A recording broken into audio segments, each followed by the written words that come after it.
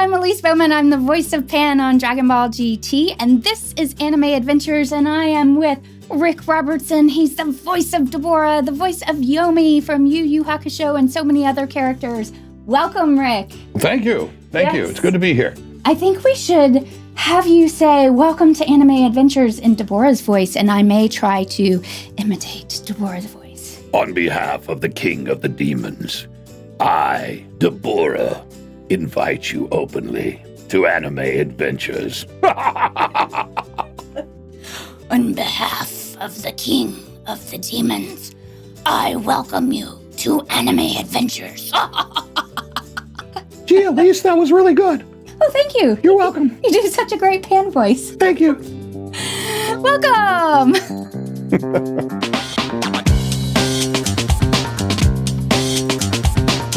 Well, as you can see, we are doing a socially distanced interview. We are 6 feet apart. I don't know if the camera fully captures that. People don't realize, too, this is a mask. Oh, Yeah. It is like a mask where you can see through. It's a beard mask. Yeah, that's what I do. I like it. Thank you. Yeah, oh yeah. I mean, I can tell. You'd never know. But we're here at Rick's studio.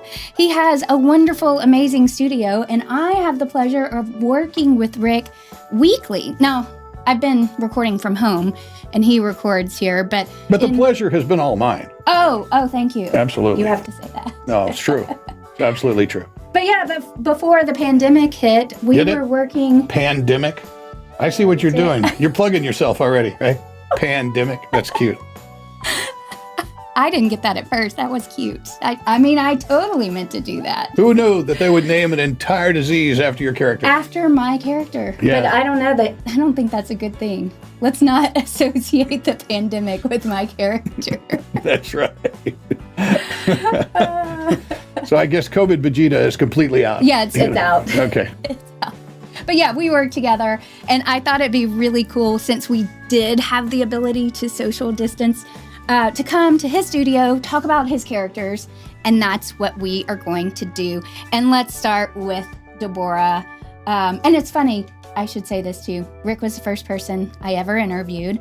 Hopefully you have gotten to see that. But I thought, as I start this new journey with Zoom interviews and other interviews, it would be cool to bring you back. So thank you. Thank you. So this is sort of a Throwback Thursday sort of thing. Yeah, kind of Throwback Thursday happening on a Friday. There you go. But tell me about Dabura. I mean, people, even though he's a villain, people love your character. For some reason, I always seem to be cast as villains.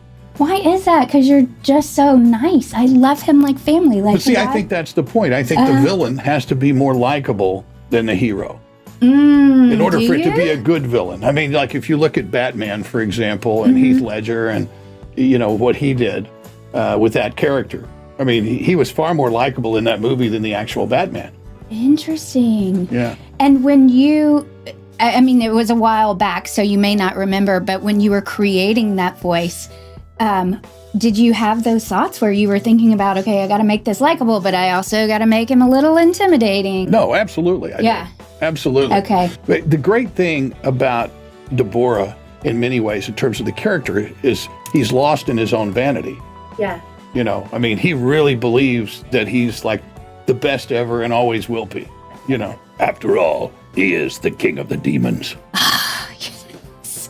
What are some fan favorite lines? Do you have certain lines that you get asked about, or do you have a favorite line for Dabura? I think it's always like my favorite, just because it's so solicitous, is always, you know, Yes, Master Bobbity. you know, like he's always working on trying to please Bobbity the entire time. And Yeah. eventually, as we know, it doesn't end well for him. Doesn't end well. No, it doesn't. Yeah, no, it does not. Well, I know you get asked about him a lot, but you have so many other great characters. Like, let's talk Yomi from Yu Yu Hakusho. Defeat doesn't come easily, but one can always go with grace. Yeah, now Yomi was a very interesting character. I mean, it was a character that was, I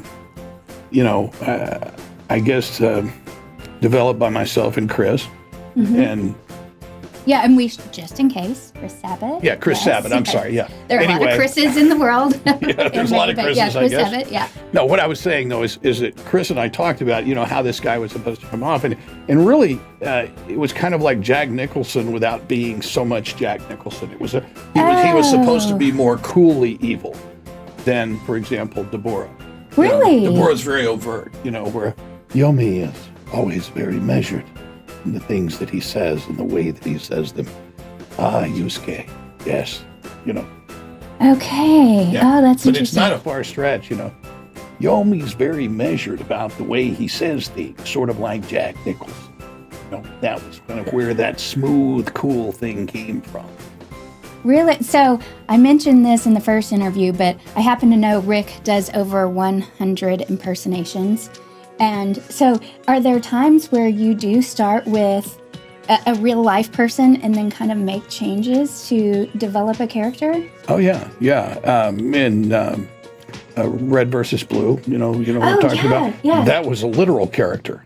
Oh, because they had you do an impression of John Wayne. Yeah. I want to hear that. Yeah, it was Private John, Yeah, Private John. Right. Uh-huh. But it was basically a John Wayne impression. And we talked about how far to play that, whether we wanted it to be like a real caricature or more serious towards John Wayne. We discussed the different types of John Wayne impressions. Really? Yeah. But that's true. There are. Well, yeah, because, like you could say, only two kinds of men going to be on this island. Those that are dead and those that are going to be dead. So we're moving out. That would be more of a straight type of, Yeah. John Wayne story, or you could be very exaggerating, when he goes, okay, where are the Indians? Just trying to find them somewhere here, Pilgrim. And he's got the big thing on the end, Yeah. And Smile when you say that, Pilgrim.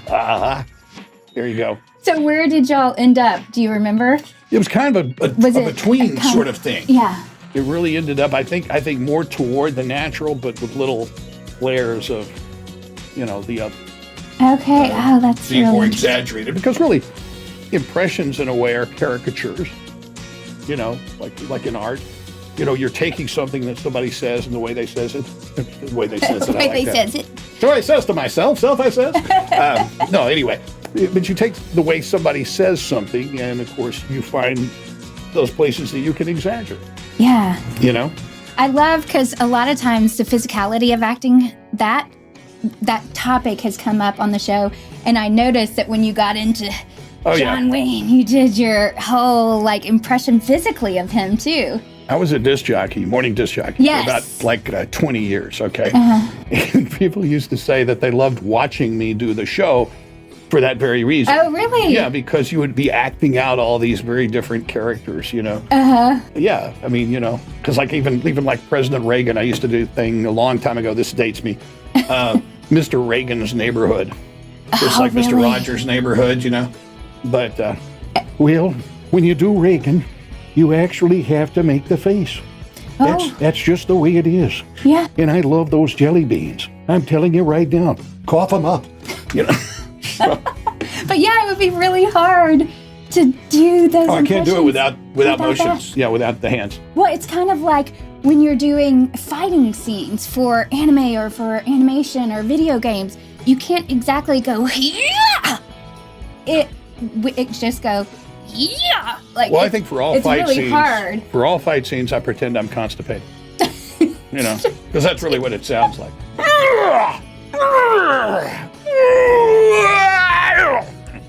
Kind of Oh my gosh. It's just the way it is. I've not heard that. My face is red. Yeah, I'm sorry. Oh. Sometimes the truth hurts. Or the fight scenes. Yeah, the fight scenes really hurt, but the truth even more. Well,